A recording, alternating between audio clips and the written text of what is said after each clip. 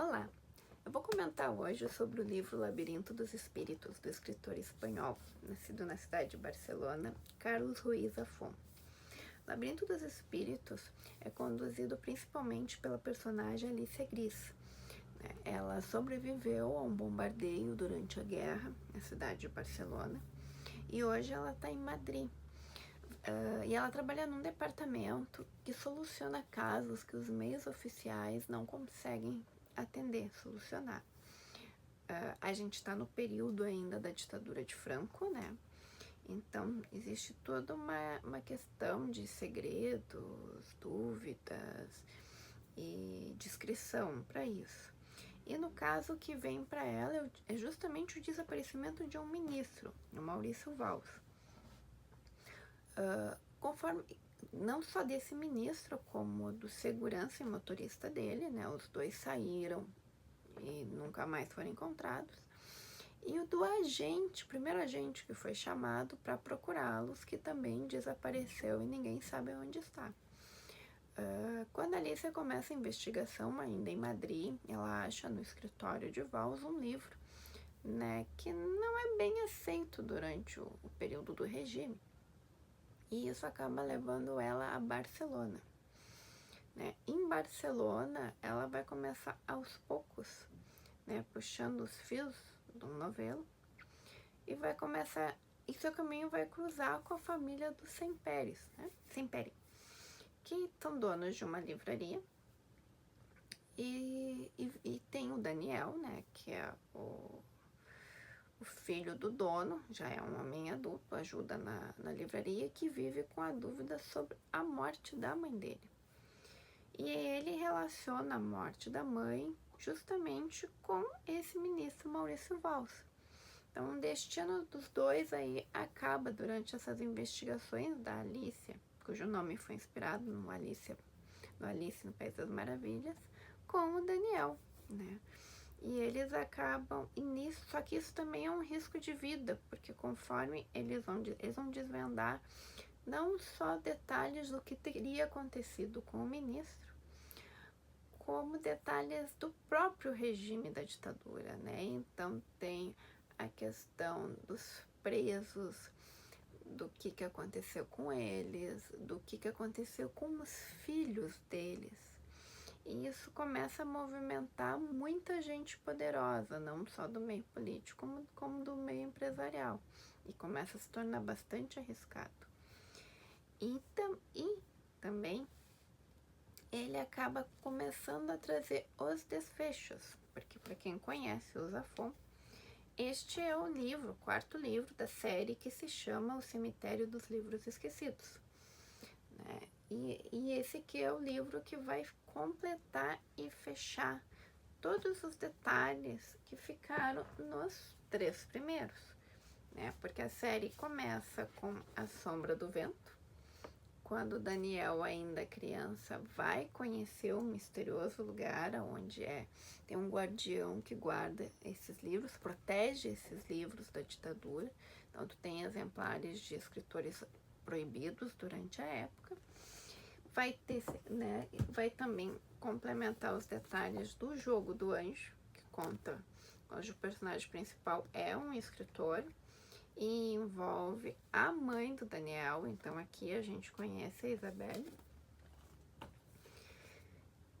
E tem, né, também O Prisioneiro do Céu, que também vai trazer mais detalhes, mais dúvidas, e foca novamente no Daniel Semperi. Até é muito interessante porque o epílogo dele é no ano de 1900, ele volta, né, para 1960, aqui. E o que acontece nesse epílogo vai para cá. Então, tu encontra o início do epílogo aqui e a sequência do que aconteceu após. Então, é genial. A escrita do Zafón é maravilhosa. A série é uma das minhas favoritas. Ele é um dos meus autores favoritos. Eu fiquei muito sentida quando ele morreu em 2020. Mas ele conseguiu, assim, completar, não existem dúvidas. Ele deixou a série redonda, todos os detalhes estão aqui. E conforme tu conseguiria, por exemplo, se tu nunca leu a série, tu consegue ler e ter um entendimento do início ao fim. Só que os detalhes, se tu lê os outros 3 livros, os detalhes estão aqui. Então tu vai lendo, tu vai fazendo link com cada personagem que vai aparecendo, né, dos livros anteriores. Claro, também tem novos personagens, como o Fernandito, que me deixou agoniada diversas vezes, esse menino. Quem leu vai talvez me entender a agonia que eu senti. E quem vai ler, talvez sinta a mesma agonia. E foi assim, emocionante. Eu me senti emocionada quando eu cheguei na última página e ver como é que tinha se fechado o ciclo da família Semperi, né? O ciclo dessas pessoas, porque são várias pessoas queridas, para mim, eles se tornaram pessoas queridas. E ao mesmo tempo, eu achei muito interessante, porque o livro é uma homenagem aos escritores e aos livros, né? Tu tem personagens escritores ao longo da série, tu tem uma livraria, tu tem o desejo deles de escreverem, tem personagens com desejo de escrever também, e tu tem também um pouco da história, né? Do que aconteceu ali dos anos 20 até os anos 60, né? Que foi um período bastante duro na cidade. É uma Barcelona bastante sombria, bastante escura.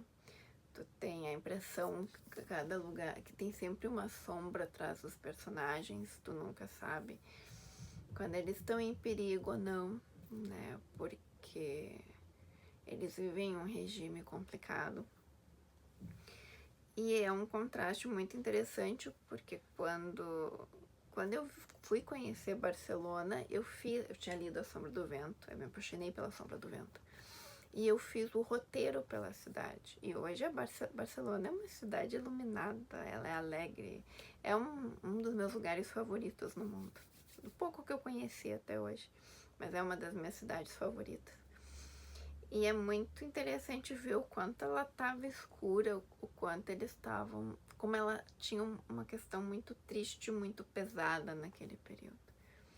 Então, tu te dá uma ideia também dos acontecimentos. É por isso que a série ainda se torna ainda mais fantástica, né? Essa mistura de história, literatura e uma narrativa extremamente fluida. A escrita do Zafón, ela é muito fácil de se envolver, tu te envolve com os personagens, tu te envolve com as histórias.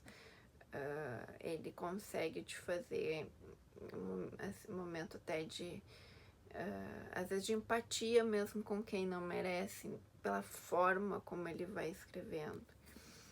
E sim, é uma leitura que tem fantasia, né? Ele tem um lado fantástico, ele não é leve, né? Ele tem um estilo mais sombrio, né? Conforme o próprio nome da série e os títulos dos livros, né? Ele é uma história mais pesada, mas também é uma história encantadora, e eu recomendo muito ler essa série. Então fica a dica para quem quiser experimentar.